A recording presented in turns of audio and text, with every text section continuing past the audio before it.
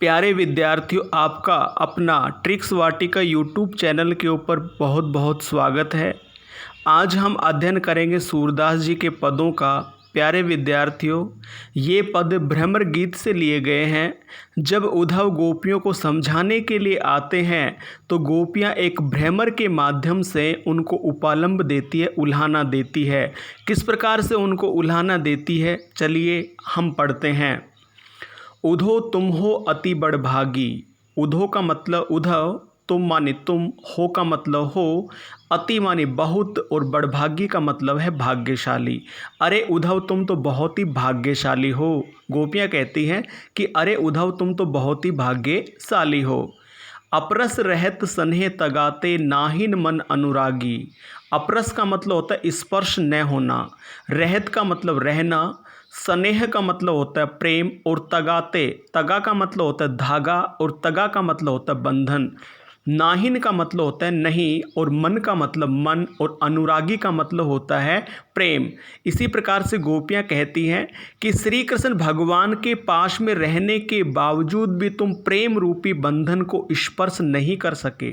अपरश का मतलब होता है स्पर्श न करना, यानी श्री कृष्ण भगवान के पास में रहने के बावजूद भी आप प्रेम रूपी बंधन से बंध ना सके, उनके प्रेम को स्पर्श ना कर सके। नाहिन मन अनुरागी, और श्री कृष्ण भगवान के प्रति तुम्हारे मन में भी प्रेम जागृत नहीं हुआ है। पुरीन पात रहत जल भीतर तारस देह न दागी। अब गोपियां हैं वो उद्धव को एक उदाहरण के माध्यम से समझाने का प्रयत्न करती हैं। पुरीन पात का मतलब होता है कमल का पत्ता, रहत का मतलब रहना, जल का मतलब जल और भीतर का मतलब अंदर। ता माने उसके, रस कहते हैं रस को, देह का मतलब शरीर, न माने नहीं और दागी का मतलब होता है धब्बा। इसी प्रकार से उद्धव को गोपियां एक उदाहरण के माध्यम से समझा रही हैं कि पुरीन पात रहत जल भीतर, जिस प्रकार से कमल का पत्ता जल के अंदर रहता है। पुरीन पात कमल का पत्ता, यानी जिस प्रकार से कमल का पत्ता है वो जल के अंदर रहता है, जल के भीतर रहता है। तारस देह न दागी, लेकिन वो अपने इस शरीर के ऊपर यानी अपने पत्ते के ऊपर किसी प्रकार का दाग नहीं होने देता है। कहने का मतलब ये है कि कमल का पत्ता है अपने आप को पानी से बचा कर रखता है। कहने का मतलब कि जो पानी की बूंद है वो कमल के पत्ते को स्पर्श नहीं कर सकती है। प्यारे विद्यार्थियों, अगर कमल के पत्ते के ऊपर बूंद पड़ भी जाती है तो पानी की बूंद है वो लुढ़क कर नीचे चली जाती है। इसी प्रकार से गोपियों ने कहा कि उद्धव तुम भी श्री कृष्ण भगवान के पास में रहे हो, लेकिन उनका जो प्रेम रूपी जो धब्बा है वो तुम्हारे शरीर के ऊपर नहीं लगा है। जिस प्रकार से कमल के पत्ते के ऊपर पानी का धब्बा नहीं लग सकता, उसी प्रकार से तुम्हारे इस शरीर के ऊपर भी प्रेम का धब्बा नहीं लगा है। जो जल माए तेल की गागरी, बूंद ने ताको लागी। जो मानी जैसे, जल कहते हैं जल, माए का मतलब अंदर, तेल का मतलब तेल और गागरी का मतलब होता है मटका या मटकी। बूंद का मतलब बूंद, न माने नहीं, ताको माने उसके, लागे माने लगना। तो इसी प्रकार से दूसरे उदाहरण के माध्यम से यहाँ पर गोपियाँ कहती हैं कि अरे उद्धव, जिस प्रकार से एक चिकना मटका होता है या फिर हम ये कहें कि तेल का मटका होता है, वो तेल के मटके में एक पानी की बूंद है वो भी नहीं ठहरती है। कहने का मतलब पानी की बूंद है वो उस मटके को स्पर्श नहीं कर सकती। जो जल माए तेल की गागरी, बूंद ने ताको लागे। जिस प्रकार से चिकना घड़ा होता है या फिर हम ये कहें कि तेल की गगरी होती है, मटका होता है, उस मटके को तेल की एक बूंद है वो भी स्पर्श नहीं कर सकती। प्यारे विद्यार्थियों, अगर कोई चिकना घड़ा है या तेल का कोई घड़ा है, अगर उसको पानी से भर दिया जाए और पानी से भरकर उसको एकदम उल्टा कर दिया जाए तो उस घड़े के अंदर एक बूंद है वो भी नहीं ठहरती। तो कहने का मतलब यह है कि एक बूंद है वो उस मटके को स्पर्श नहीं कर सकती है। उसी प्रकार से तुम्हारे भी जो प्रेम, श्री कृष्ण भगवान का जो प्रेम है, तुम भी उस प्रेम से अछूते ही रहे हो। आगे गोपियाँ कहती हैं कि प्रीति नदी में पाँव न बूढ़ो, दृष्टि रूप न परागी। प्रीति कहते हैं प्रेम को, नदी का मतलब नदी, में माने में, पाँव कहते हैं पाँव को, पैरों को, न माने नहीं, बूढ़ों का मतलब होता है डूबना, दृष्टि का मतलब नज़र या दृष्टि, न माने नहीं, रूप का मतलब सौंदर्य और परागी का मतलब होता है मुग्ध होना।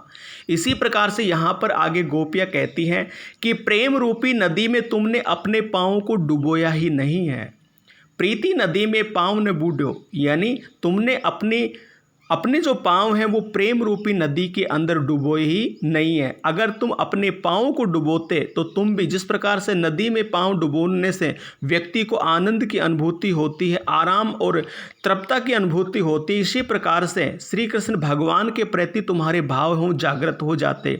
दृष्टि रूप ने परागी, और तुम्हारी दृष्टि ने श्री कृष्ण भगवान के सौंदर्य को देखा ही नहीं है, अन्यथा आप भी उनके ऊपर मुग्ध हो जाते। आगे गोपियाँ कहती हैं कि सूरदास अबला हम भोरी, गुर चाटी जू पागी। सूरदास जी कह रहे हैं कि गोपियाँ कहने लगी अबला हम भोरी, यानी हम तो कमज़ोर हैं। अबला का मतलब कमज़ोर, हम का मतलब हम, भोरी का मतलब भोली भाली। गोपियाँ कहने लगी उद्धव से कि अरे उद्धव, हम तो कमज़ोर नारी हैं और भोली भाली हैं। गुड़ चाटी जो पागी, गुड़ का मतलब होता है गुड़, चाटी का मतलब चीटी, जो माने जैसे, और पागी का मतलब स्पर्श होना। जिस प्रकार से गुड़ के चीटियाँ स्पर्श हो जाती हैं, गुड़ के चींटियाँ स्पर्श होती हैं और उसी के चिपक जाती हैं, उसी प्रकार से हम भी श्री कृष्ण भगवान के प्रेम से चिपकी हुई हैं। प्यारे विद्यार्थी, जिस प्रकार से गुड़ के पास में चींटियाँ आती हैं और उस गुड़ से चिपक जाती हैं, उसी प्रकार से गोपियाँ कहने लगी कि हम भी श्री कृष्ण भगवान से चिपके हुए हैं, अब हम उनसे दूर होने वाले नहीं हैं। प्यारे विद्यार्थियों, यहाँ पर जो गुड़ है वो श्री कृष्ण भगवान को बताया है और चींटियाँ स्वयं हैं अपने आप को बता रही हैं। प्यारे विद्यार्थियों, अगला पद पढ़ने से पहले आप चैनल को सब्सक्राइब ज़रूर कीजिए। देखिए, मन की मन ही मांझ रही, कहिए जाए कौन पे ऊधो, नाही परत कही। मन की मन ही, यानी मन की बात मन में ही, मांझ का मतलब अंदर, रही का मतलब रहना। यानी गोपियाँ कहने लगी कि हमारी तो मन की बात है वो मन में ही रह गई, यानी हमारे मन में जो कुछ चल रहा था, हमारे मन में जो बातें हैं वो हम श्री कृष्ण भगवान को बताने वाले थे, लेकिन अब तो वो हमारे मन के अंदर ही रह गई हैं। कहिए जाए कौन पे ऊधो, अरे उधो हम किससे जाकर कहें। कहिए माने कहना, जाए माने जाकर, कौन माने कौन, किससे, उधो माने उधो। यहाँ पर आगे गोपियाँ कहने लगी कि अरे उद्धव, हम जाकर कहें तो भी किससे कहें, हम जाकर कहें तो भी हम किससे कहें। ना ही परत कही, ना ही का मतलब नहीं, परत माने पड़ता है और कही माने कहना, और कहीं किसी दूसरे से कहा भी नहीं जा सकता है।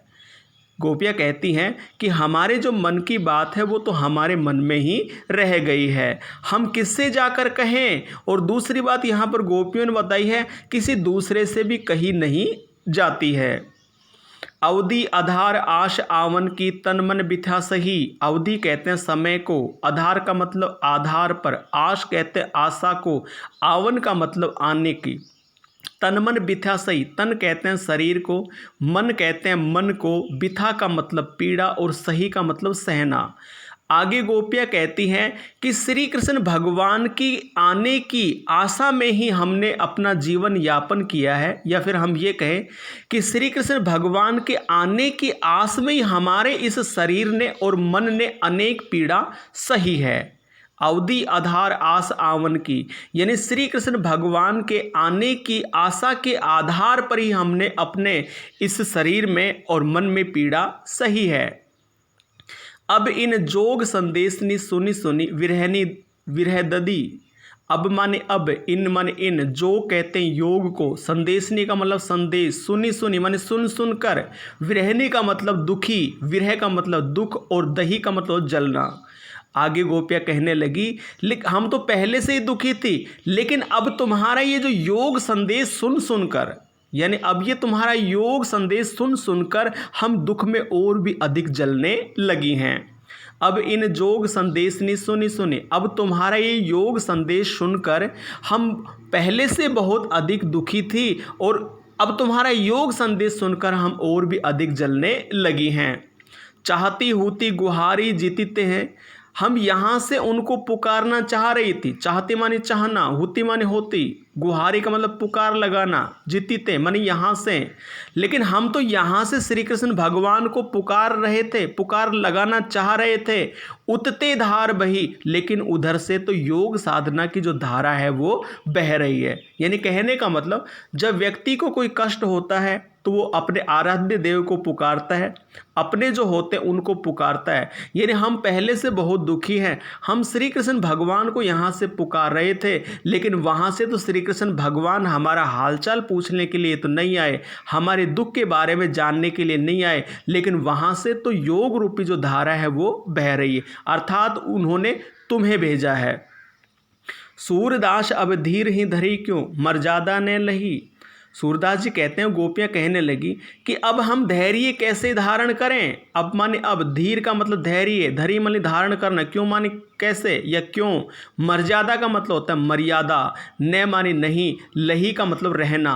तो यहाँ पर गोपियाँ कहने लगी कि अब हम धैर्य कैसे धारण करें, यानी अब हम धैर्य को कैसे धारण करें, क्योंकि अब तो श्री कृष्ण भगवान है वो भी अपनी मर्यादा में नहीं रहे हैं। यानी जब यहाँ से जब वो गए थे तो कह कर गए थे कि तुम्हारे दुख दर्द में हमेशा ही मैं शरीक रहूँगा, शामिल रहूँगा, लेकिन उन्होंने अपनी मर्यादा को छोड़ दिया है। कहने का मतलब श्री कृष्ण भगवान है वो अपनी मर्यादा में नहीं रहे, इसलिए हम धैर्य कैसे धारण करें।